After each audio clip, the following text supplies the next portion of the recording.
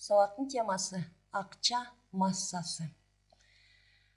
Физикадан масса деген бизге тааныш. Масса же болбосо салмагы же көлөмү.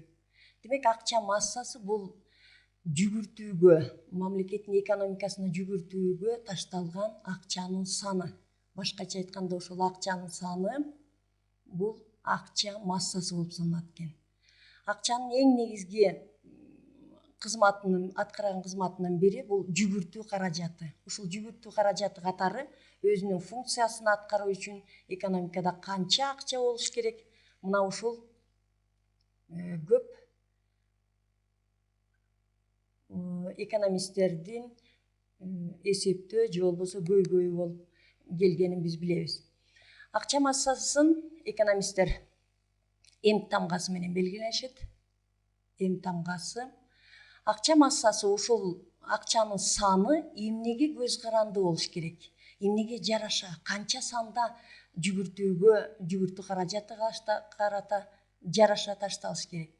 Мына ушул суроого көп экономисттер ушунун үстүндө иштешкен. Ошолордун бири Америка Кошмо Штатынын көрүнүктүү инсаны, математик, статистик, бизнесмен, реформатор, мугалим, университеттерде көп ушу экономика тармагындагы өз алдынча көп иш алып барган.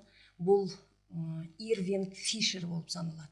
Мына ушул Фишер өзүнүн теңдемесин акчанын саны, акча массасы, экономикада жүгүртүүгө ташталган акча массасы же акчанын саны эмнеге жараша боло тургандыгын өзүнүн теңдемеси аркылуу сунуштаган.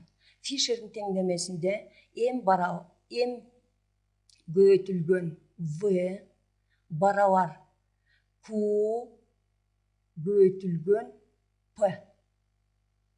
Башкача айтканда, бул теңдеме М бул акча массасы дедик. Акча массасы. Бул акча массасы болуп атат. В бул жүгүрүү ылдамдыгы, акчанын ылдамдыгы. Q товардын тейлөөнүн саны. Ал эми P болсо баасы. Товардын баасы.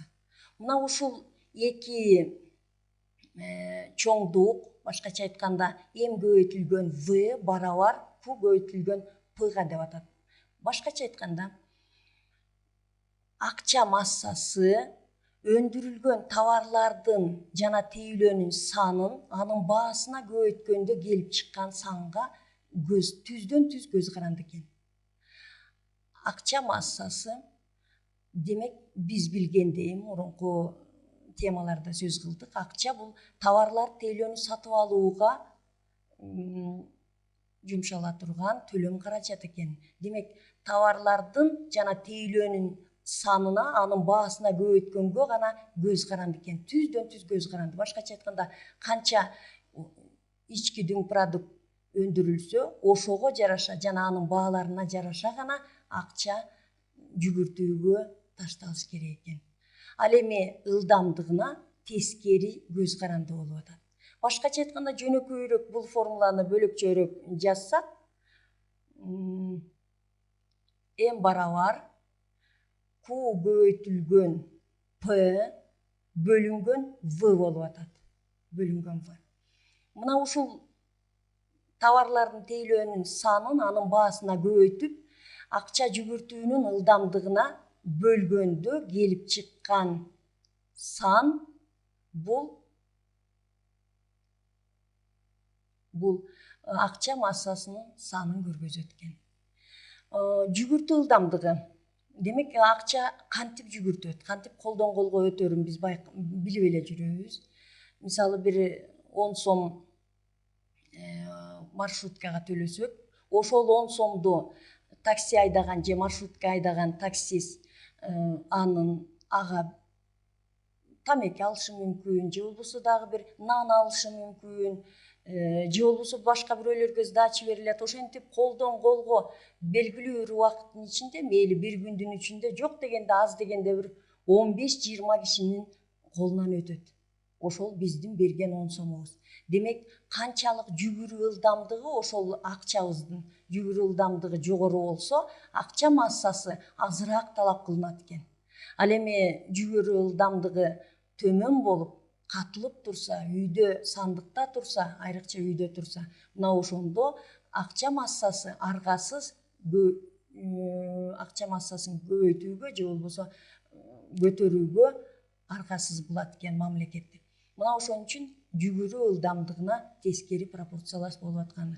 Айрыкча биз билгенде эми майда акчалардын жүгүрүү ылдамдыгы жогорураак, ал эми жанагы 1000 сом болобу, 5000 сомдуктардын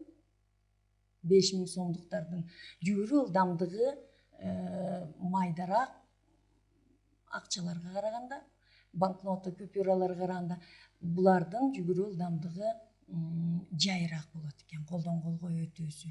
Мына ушул акча массасы экономисттер 3кө бөлүшөт. М1, М2, М3. М1ге аманат салымдары жана накталай акча. Мына ушул накталай акча М1ге кирет экен. Аманат салымдарын биз сөз кылганбыз. Бул бүгүн салып, эртең ала турган банктардагы аманат салымдары. Ал эми М2ге М1ди, бул М1дин өзүн дагы мөөнөт эсебиндеги акчалар, башкача айтканда белгилүү бир мөөнөткө салынган банктагы акчалар. 1 айдан баштап жарым жыл болобу, 6 ай болобу, 1 жыл болобу же 5 жыл болобу, мөөнөт эсебиндеги акчанын баардыгын экономисттер М2ге киргизишет экен. Ал эми М3кө болсо облигациялар, облигация эмне экенин биз билебиз, жана сертификаттар. Бул сертификаттар, миллиондук сертификаттарды биз угуп эле жүрөбүз. Миллиондук сертификаттар. Ар бир банктар өзүнүн сертификаттарын чыгарышат экен. Мына ушундай баалуу кагаздарды М3кө киргизишет экен. Көбүнчө эсеп жүгүртүү каражатында эсепте экономисттер М1ди гана колдонушат экен. Мына ушул эсептөөдө, акча массасын эсептөөдө, бул америкалык окумуштуу көп ойлонуп, көп китептерди жазып, көп убакытка ошол чыгарган китебинин үстүндө көп иштеп атып, өзү статистик болгондуктан бул инфляциянын келип чыгуу темпи, ушул акча массасы менен, М тамгасы менен белгилеп атабыз бул акча массасы.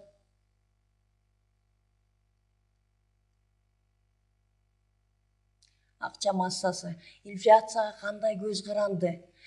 Инфляция эмненин негизинде келип чыгат? Мына ушул Фишер ушул боюнча дагы көп иштерди өзүнүн аркасынан калтырып кеткен, өзүнүн эмгектерин. Акча массасы көбөйүп кеткен учурда, жогорулап кеткен учурда, демек акча массасы түздөн түз товарлардын жана тейлөөнүн саны, ошолордун саны, анын баасына көз каранды экен. Мына ушуга гана жараша акча массасы экономикада ташталыш керек экен, болуш керек экен. Башкача айтканда ички дүң продукт, ИДП, ички дүң продукттун гана көз каранды болуп саналат экен.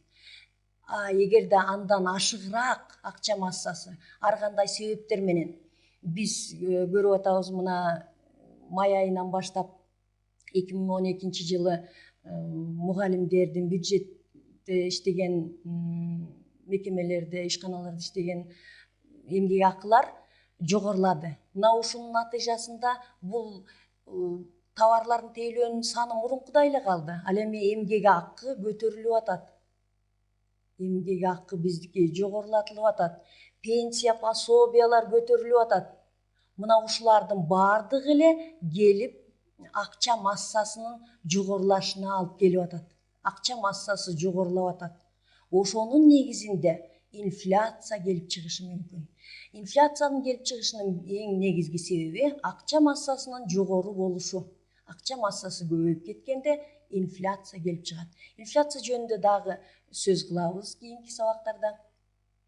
Эң негизги бул акча массасы, анан акча массасындагы негизги бул эмне көз каранды боло турган теңдеме, Фишердин теңдемеси бул М көбөйтүлгөн В барабар Q көбөйтүлгөн P. Акча массасынын 3кө бөлүнө тургандыгы менен тааныштык.